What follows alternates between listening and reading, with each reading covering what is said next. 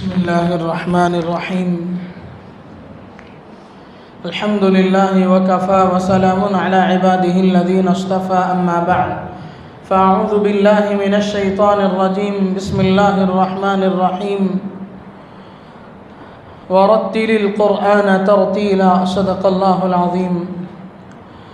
मेरे मुहतरम बुज़ुर्गों, दोस्तों, अल्हम्दुलिल्लाह अल्लाह का फ़ज़ल है और उसका करम है कि अल्लाह तबारक व तआला ने कुरान करीम को मुकम्मल तरावीह में हमें सुनने का, यहाँ पढ़ने का मौका अता फ़रमाया।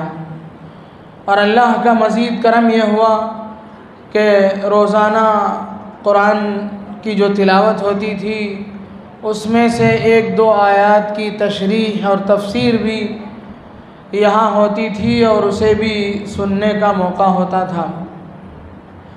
बुज़ुर्गान मोहतरम, दरअसल कुरान करीम वो अज़ीम दौलत है जिसे मेरे और आपके आका जनाब मुहम्मदुर रसूलुल्लाह सल्लल्लाहु अलैहि वसल्लम जब इस दुनिया से तशरीफ़ ले गए तो उम्मत के लिए यही दौलत छोड़ के गए। अल्लाह के नबी सल्लल्लाहु अलैहि वसल्लम ने फरमाया, तरक्तु फ़ीकुम अमरैन लन तज़िल्लू मा तमस्सक्तुम बिहिमा किताबुल्लाहि व सुन्नतु रसूलिही।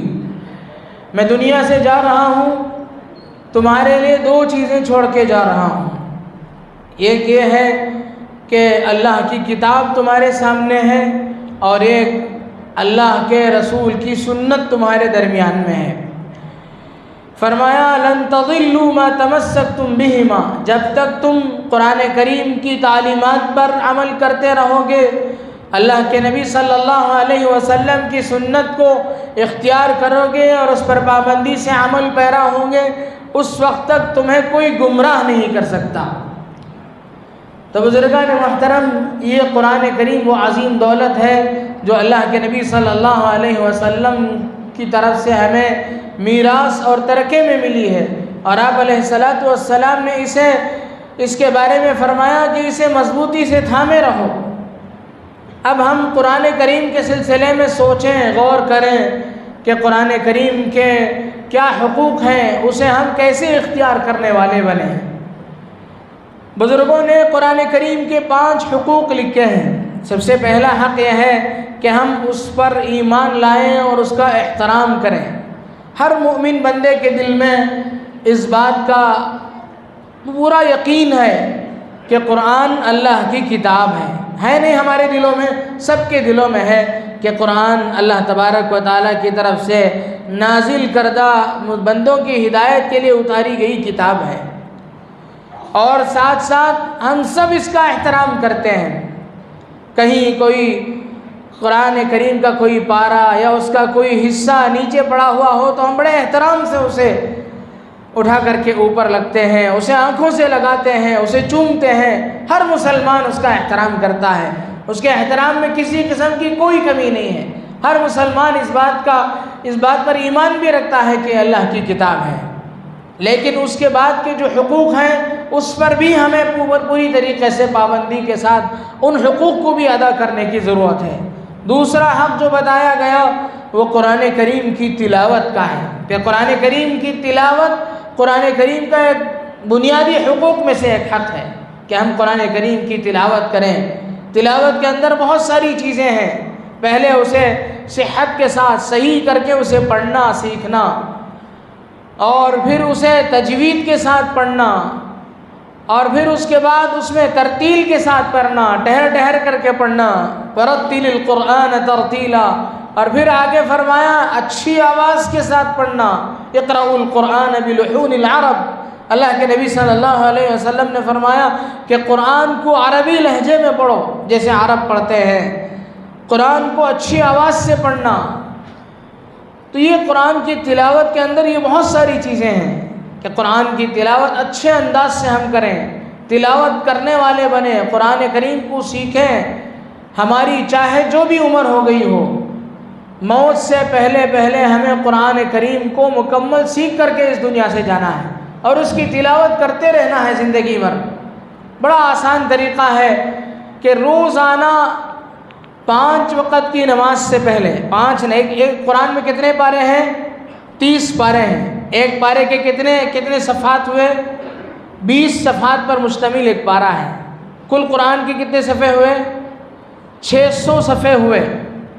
हर नमाज के बाद या पहले, हर नमाज के बाद, नमाज तो हम लोग पढ़ते ही हैं, हर नमाज से पहले या बाद में एक सफ़ा, ज़्यादा नहीं, सिर्फ एक सफ़ा भी अगर हम पढ़ेंगे तो एक दिन को हमारा, एक दिन के हिसाब में पाव पारा आ जाएगा। और अगर एक दिन के हिसाब में हमारा पाव पारा आ गया तो 4 दिन में हमारा एक पारा ख़त्म हो गया।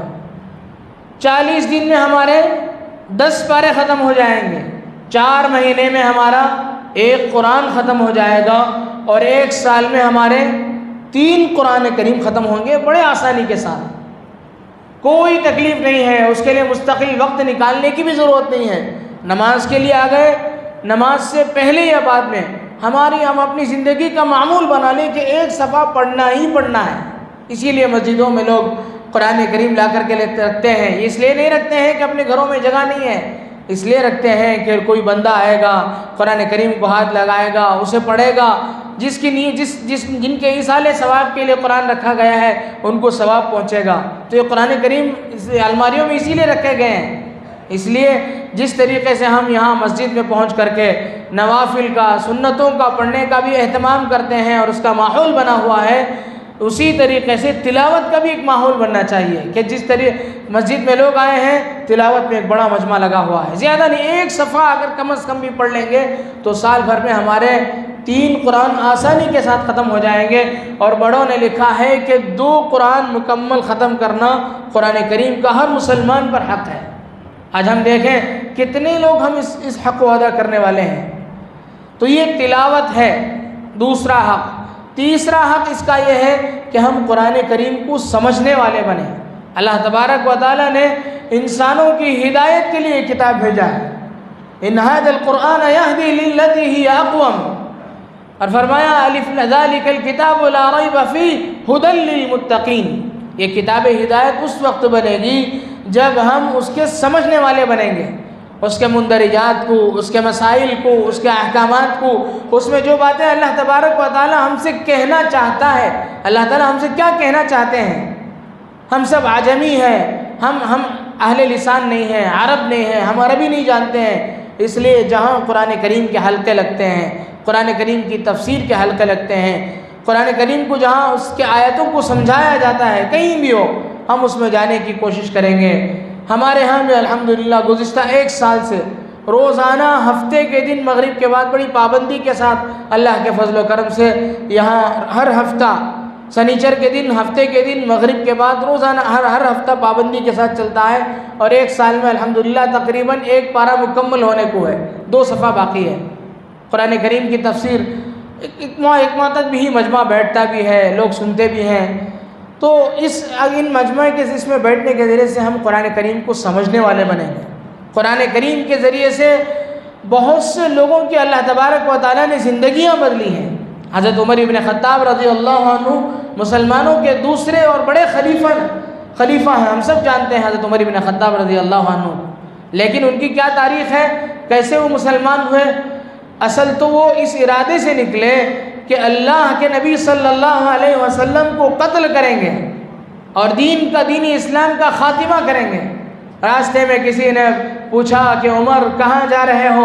आज तुम्हारे तेवर बदले हुए हैं, आज तुम नॉर्मल हालत में नहीं हो, तुम्हारे कुछ तेवर अलग ही हैं, क्या इरादा है? उन्होंने कहा कि मैं मोहम्मद को नऊज़ुबिल्लाह सल्लल्लाहु अलैहि वसल्लम को कत्ल करने के लिए जा रहा हूँ ताकि मज़हब इस्लाम का ख़ातिमा हो जाए।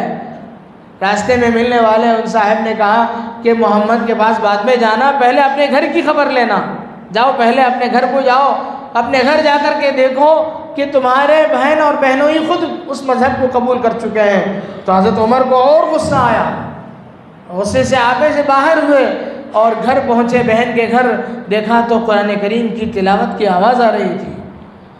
दरवाज़ा खटखटाया, खटखटाने के अंदाज से बहन ने समझ गया कि भाई आया हुआ है। घर वाले समझ जाते हैं, दरवाजे खटखटाने के अंदाज से ही घर वाले समझते हैं कि घर का कौन सा आदमी आया है। हर एक का दरवाज़ा बजाने का अंदाज़ ही अलग होता है। हज़रत उमर आए, दरवाज़ा बजाए तो समझ गई घर की बहन के भाई आया हुआ है, और ऐसा लगता है खटखटाने के अंदाज से कि गुस्से में है। फ़ौरन जो सहाबी इनको कुरान सिखा रहे थे उनको छुपा दिया। दरवाज़ा खोला तो हज़रत उमर बेतहाशा गुस्से में एकदम भड़के, कहा कि क्या कर रहे थे, सुना तुम लोग काफिर हो गए, तुम लोग दूसरा मज़हब कबूल कर चुके हो, तुम लोग बद्दीन हो गए हो, आबा व अजदाद के दीन को तुम लोगों ने छोड़ दिया है। हज़रत उमर की बहन ने कहा भाई ज़रा बैठ लो बात करेंगे। हज़रत उमर बिल्कुल सुनने के लिए तैयार नहीं, उनके बहनोई को मारा, और बहन ने जब रोकना चाहा तो बहन को भी मारा, लेकिन जब बहन को मारा तो बहन के बदन से खून निकला। भाई को बहन के बदन से निकलने वाले खून को देखा नहीं गया। ठंडे हो गए हज़रत उमर। पूछा कि क्या कर रहे थे तुम लोग, लाओ बताओ मुझे क्या पढ़ रहे थे तुम लोग।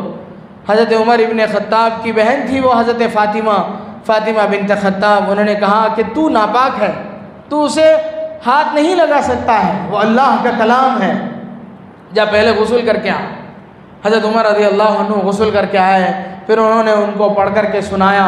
हज़रत उमर की दिल की दुनिया बदल गई। एक आयत सुने थे उनकी दिल की कैफियत बदल गई, इसलिए कि वो कुरान करीम आपके को समझने वाले, कुरान करीम जिस ज़ुबान में नाजिल हुए उस ज़ुबान के जानने वाले थे, अहले लिसान थे। कुरान जिस अंदाज से मज़ामीन को पेश करता है उस अंदाज से वो मुतासिर हुए बग़ैर नहीं रह सके। फ़ौरन कहा कि चलो मोहम्मद अल्लाह के रसूल सल्लल्लाहु अलैहि वसल्लम के पास चलेंगे। हज़रत उमर दौड़े हुए अल्लाह के नबी सल्लल्लाहु अलैहि वसल्लम के दरबार में गए। यहाँ तो हज़रात सहाबा इनको तो कट्टर दुश्मन समझ रहे थे।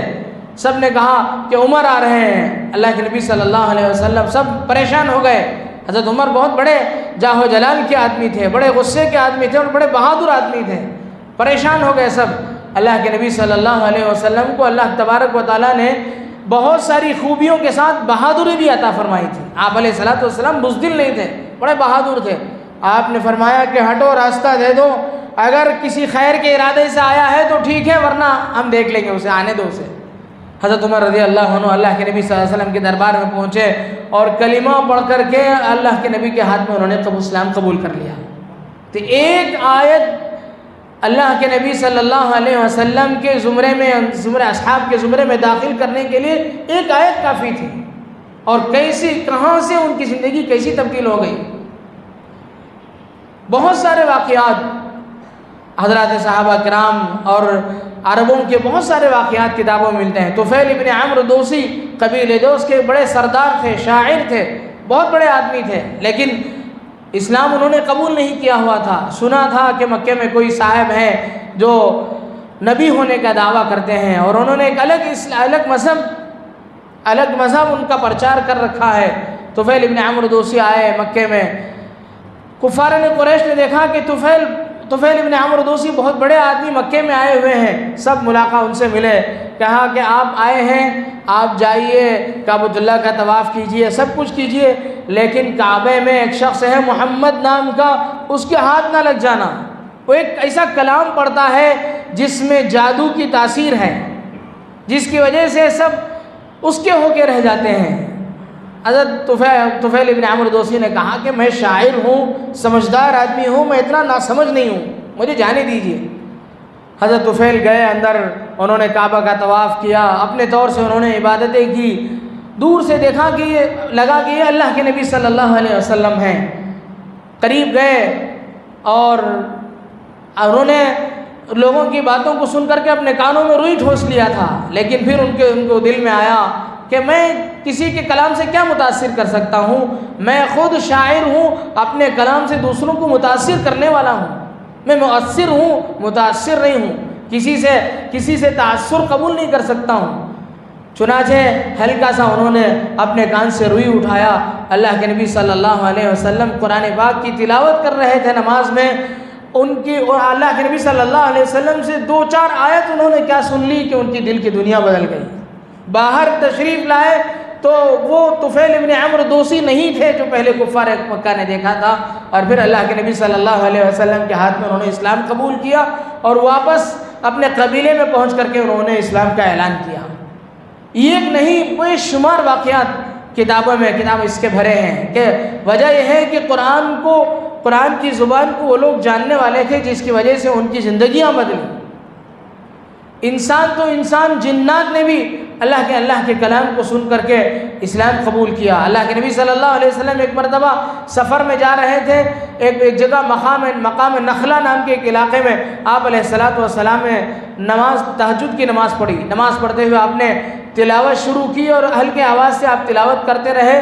उससे पहले तक जिन्नात आसमान में पहुंचते थे, आसानी से वहाँ की बातें सुन कर के आते थे, आसमान के करीब तक जाते थे, आसमानी बातें सुन करके, छोटी मोटी बातें सुन करके अपने दोस्तों को, नुजूमी को सुनाया करते थे। लेकिन जब से कुरान नाजिल होना शुरू हुआ उन पर बंदिश लग गई, वो आसमान पहुँच नहीं सके। जिन्नात को इस बात की तलाश थी कि क्या वजह बनी कि कुछ दिनों से आसमान में हमारे जाने पर पाबंदी लग गई है। वो इसी की तलाश में थे। जिन्नात ने अपने पूरे लोगों को पूरी दुनिया भर में फैलाया था कि जाकर देखो दुनिया में कौन सा ऐसा गैर मामूली वाक़या पेश आ गया है जिसकी बुनियाद पर हमारी ऊपर जाने पर पाबंदी आयद हो गई है। चुनांचे इसी बात को तलाश करते हुए जिन्नात की एक जमात उस मकाम पर भी पहुंची जहां अल्लाह के नबी सल्लल्लाहु अलैहि वसल्लम कुरान पाक नमाज में तिलावत कर रहे थे। चुनांचे जब उन लोगों ने सुना तो बिल्कुल मबहूत होकर के रह गए। लगा कि यही वो कलाम हो सकता है जिसकी वजह से हमारे ऊपर पाबंदी लगी है। फिर उन लोगों ने अल्लाह के नबी सल्लल्लाहु अलैहि वसल्लम से कुरान पाक की चंद आयतें सुनकर उन्होंने ईमान कबूल कर लिया। अपने तौर से अल्लाह के नबी सल्लल्लाहु अलैहि वसल्लम से मुलाकात नहीं हुई, बस उन्होंने सिर्फ अल्लाह पर ईमान लाए। वो उन्होंने अपने कबीले में जाकर के जिन्नात के सामने उन्होंने जाकर के ऐलान किया, इन्ना समिअना कुरआनन अजबा यहदी इलर रुश्द। सूरे जिन की इब्तिदाई आयतों में है कि हमने ऐसा कुरान सुना जो बड़ा अजीब व गरीब है, जो सही बात की तरफ रहबरी करता है। तो इंसान जिन्नात पर भी अल्लाह का ये कलाम असर किए बग़ैर नहीं रहा। आज हमारी ज़िंदगी में इस कुरान की वजह से तब्दीली नहीं आ रही है तो उसकी बुनियादी वजह यह है कि हम इसको समझने की कोशिश नहीं कर रहे हैं। इसलिए अव्वलीन फ़ुर्सत में हमारी ये कोशिश होनी चाहिए कि हम कुरान करीम को जैसे उस पर ईमान रखते हैं, जैसे उसकी तिलावत करते हैं, वहीं उसे समझने की भी कोशिश करें। और जिन हलक़ों में कुरान करीम को समझाया जाता है उनमें अपने आप को मुहताज बना करके वहाँ पहुँचकर कुरान करीम को समझने की कोशिश करें। चौथा हक़ यह है कि जब हम उसे समझ चुके हैं तो अब उस पर अमल की ज़रूरत है। अमल करना उसका एक चौथा हक़ है। अल्लाह के नबी सल्लल्लाहु अलैहि वसल्लम पर कुरान करीम नाजिल हुआ, आप अलैहिस्सलातु वस्सलाम इस पर मुकम्मल अमल करने वाले थे। हदीस पाक में उम्मुल मोमिनीन हज़रत आयशा सिद्दीक़ा रज़ियल्लाहु अन्हा से हज़रत सहाबा किराम रिज़वानुल्लाहि ताला अलैहिम अजमाइन में से किसी ने पूछा कि अम्मी जान, अल्लाह के नबी सल्लल्लाहु अलैहि वसल्लम के अखलाक क्या थे, आप घर में कैसे रहते थे, आपकी ज़िंदगी कैसी थी। हज़रत आयशा रज़ियल्लाहु अन्हा ने फरमाया कि आप अलैहिस्सलातु वस्सलाम के बारे में पूछते क्या हो, कुरान करीम पढ़ते चले जाओ, जो कुछ कुरान में लिखा है उस पर मुकम्मल अमल करने वाले आप अलैहिस्सलातु वस्सलाम हैं। फरमाया कान खुलुकुहुल कुरान, आपके अखलाक जो है कुरान ही है। कुरान की एक एक आयत पढ़ते जाओ और आप पर उसका अमल देखते चले जाओ। तो चौथा हक़ यह है कि हम कुरान करीम पर अमल करने वाले बने। पांचवा हक़ कुरान करीम का पांचवा हक़ यह है कि हम उसे दूसरों तक पहुंचाने वाले बने। कुरान करीम को हमने उस पर ईमान भी लाया, उसे पढ़ना भी सीखा और उसे समझा भी और उस पर अब अमल भी कर रहे हैं। तो हम पर एक और हक़ यह है कि हम कुरान करीम का जितना हिस्सा भी हमने कुरान को पढ़ना सीखा है दूसरों को पढ़ना सिखाएं। हमने कुरान करीम की आयतों को समझा है उसे दूसरों को समझाएं। तफसीर के मजलिसों में हम बैठे घर वालों को जाकर के सुनाएं। ये कुरान का जितना हिस्सा हमारे पास आ गया उसकी तबलीग, उसकी तशरीह, ये भी कुरान करीम का एक हक़ है। तो बुज़ुर्गान महतरम, ये कुरान के 5 हुकूक़ हुए। अल्लाह तबारक व तआला से दुआ है कि अल्लाह तबारक व तआला आज के इस ख़त्म कुरान के मौके पर कुरान करीम के जो हुकूक़ बयान किए गए हैं उन पर हमें अमल पैरा होने की तौफ़ीक़ नसीब फ़रमाए, उन हुकूक़ को मुकम्मल तौर पर अदा करने वाले हम बने। अल्लाह तबारक व तआला जितना वक्त हमने निकाला है कुरान करीम की तिलावत में, कुरान करीम को समझने में, उन सब का हमें अल्लाह ताला बेहतरीन शान निशान अजर जज़ील अता फ़रमाए। आमीन व आखिर दावाना अनिल हम्दुलिल्लाहि रब्बिल आलमीन।